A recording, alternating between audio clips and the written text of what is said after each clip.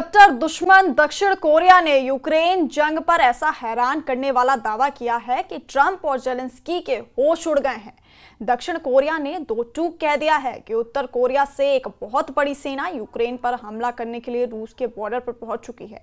दावा किया जा रहा है कि पुतिन ने किम के साथ मिलकर यूक्रेन पर कब्जा करने की डील पक्की कर ली है।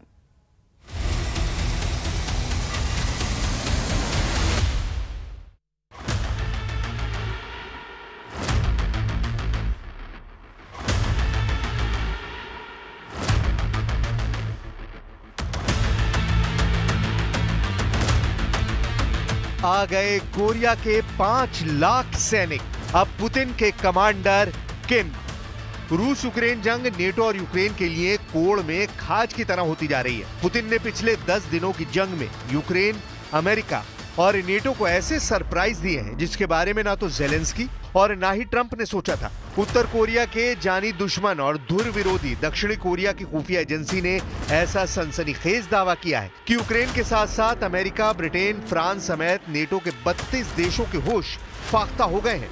हम आपको रूस, उत्तर कोरिया, बेलारूस का वो वॉर प्लान दिखाने जा रहे हैं जो यूक्रेन से लेकर यूरोप तक कोहराम मचाने जा रहा है। पुतिन और किम ने जिस तरह से नए वॉर प्लान पर एक्शन शुरू किया है वो साफ दिखाता है कि पुतिन और किम एक साथ मिलकर यूक्रेन का युद्ध रोकना नहीं चाहते बल्कि उसे बढ़ाना चाहते हैं। ये वाकई में यूक्रेन के साथ साथ नेटो के लिए बहुत बड़ा खतरा बन गया है। सितंबर 2024 में जब खबरें आई थी कि उत्तर कोरिया के 10 से 12 हजार सैनिक रूस की तरफ से यूक्रेन के खिलाफ जंग करने जा रहे हैं तो उस खबर को यूक्रेन के साथ साथ अमेरिका और नेटो देशों ने बहुत ही हल्के में लिया था। लेकिन यही गलतफहमी अब यूक्रेन के साथ साथ नेटो की हलक में उत्तर कोरिया का बारूदी फंदा बन गया है। पश्चिमी रूस के कुर्स्क इलाके में पिछले 5 महीनों से उत्तर कोरिया के सैनिकों ने रूसी सेना के साथ मिलकर कम से कम 200 मोर्चों पर यूक्रेनी सेना को रौंद दिया है। खबर तो यहाँ तक आई है कि पुतिन के कहने पर किम ने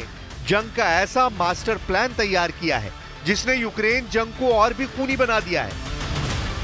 अब किम न सिर्फ रूस में और ज्यादा सैनिक भेज रहे हैं बल्कि मिसाइल, तोप और रॉकेट ब्रिगेड तक रूस पहुंच रही है। उत्तर कोरिया के धुर विरोधी दक्षिण कोरिया की खुफिया अधिकारियों का कहना है कि रूस उत्तर कोरिया के सैनिकों को उन इलाकों में लड़ने के लिए भेज रहा है जहां रूसी सैनिक बहुत कम संख्या में है। रूस चाहता है कि कोरियाई सैनिक यूक्रेनी इलाके जीतते जाएं और इलाकों पर कब्जा करते जाएं। जरा देखिए दक्षिण कोरिया की खुफिया इकाइयां क्या क्या दावे कर रही हैं।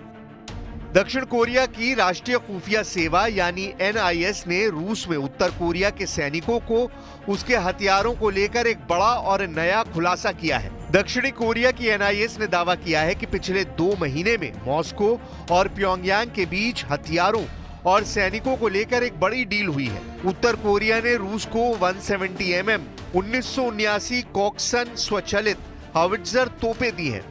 NIS के बुडानोव के मुताबिक तोपखाने की बंदूकें और M1991 240 millimetre multiple launch rocket system भी उत्तर कोरिया से रूस पहुंच चुके हैं। अब तक रूस को कोरिया तोपखाने और रॉकेट सिस्टम की 120 यूनिट भेज चुका है। इसके अलावा ये भी दावा NIS की तरफ से किया गया है कि समंदर के रास्ते रूसी जहाजों में उत्तर कोरिया के हजारों सैनिकों को रूस जाते हुए देखा गया है। ऐसा अनुमान है कि उत्तर कोरिया के सुप्रीम लीडर अलग अलग टुकड़ों में 1 लाख से 5 लाख सैनिक रूस भेज सकते हैं। हम आपको बता दें कि उत्तर कोरिया की फौज, जिसे कोरियन पीपल्स आर्मी यानी KPA भी कहा जाता है, दुनिया की सबसे बड़ी स्थायी फौजों में से एक है।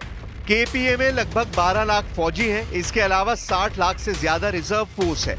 अगर उत्तर कोरिया की आधी सेना भी रूस की तरफ से यूक्रेन पर टूट पड़ी तो जेलेंस्की के यूक्रेन को किम के सैनिक कच्चा चबा जाएंगे।